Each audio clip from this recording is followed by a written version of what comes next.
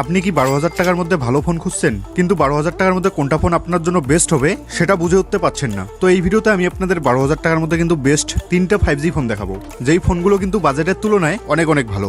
যেই 3টা ফোন আপনাদের দেখাবো, আপনারা সেই 3টা ফোনে পাবেন best gaming experience, best camera এবং স্মুথনেস। তো চলুন ভিডিওটি শুরু করি। এই লিস্টের নাম্বার 1-এ রয়েছে Realme Narzo 18 Lite 5G। এই ফোনটার ডিজাইন সিম্পল কিন্তু দেখতে ভালো, হাতে নিলে হালকা লাগে। ডিসপ্লেটা বড় সাইজের, ইউটিউব দেখা, ফেসবুক চালানো, মুভি দেখার জন্য ভালো। কালার আর ব্রাইটনেস এই বাজেটে ঠিকঠাক। এই ফোনটা ডেইলি ইউজে কোনো সমস্যা হয় না। হোয়াটসঅ্যাপ, ইউটিউব, ফেসবুক সব স্মুথ চলে। গেমিং এর ব্যাপারে বলতে গেলে ফ্রি ফায়ার, টেম্পলেট রান ভালোই চলে। বিজিএমআই খেললে লো গ্রাফিক্সে খেলতে হবে, লং টাইম খেললে একটু গরম হয়, তবে নর্মাল। এই ফোনটার ডিসপ্লে হচ্ছে 6.67 ইঞ্চির। র্যাম এবং স্টোরেজের ব্যাপারে বলতে গেলে 4GB র্যাম এবং 128GB স্টোরেজ। ব্যাটারির ব্যাপারে বলতে গেলে 6000 mAh পাওয়ারের কিন্তু ব্যাটারি রয়েছে, তার সঙ্গে রয়েছে 15 ওয়াটের ফাস্ট চার্জিং। সব মিলিয়ে গেমিং আর পারফরমেন্স চাইলে এই ফোনটা ভালো অপশন। Realme Narzo 18 Lite ফোনটার ক্যামেরার ব্যাপারে বলতে গেলে 32 মেগাপিক্সেলের মেন ক্যামেরা রয়েছে। এই ফোনটা এই মুহূর্তে অ্যামাজনে পাওয়া যাচ্ছে 12,499 টাকায়। আপনি যদি বাংলাদেশ থেকে এই ভিডিওটা দেখে থাকেন তাহলে কিন্তু দামটা এর থেকে একটু বেশি হবে, যেহেতু আমি ইন্ডিয়া থেকে এই ভিডিওটা বানাচ্ছি।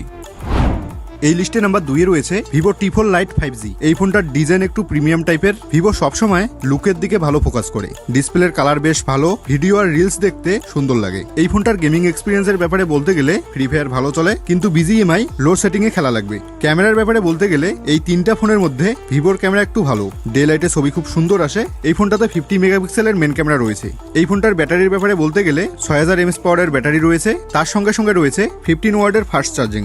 এই ফোনটার র্যাম এবং স্টোরেজের ব্যাপারে বলতে গেলে 4GB র্যাম এবং 128GB স্টোরেজ। ফোনটা এই মুহূর্তে ফ্লিপকার্টে পাওয়া যাচ্ছে 11,999 টাকায়। এটা কিন্তু ইন্ডিয়ান প্রাইস। আপনি যদি বাংলাদেশ থেকে হয়ে থাকেন তাহলে কিন্তু এর থেকে একটু বেশি হবে।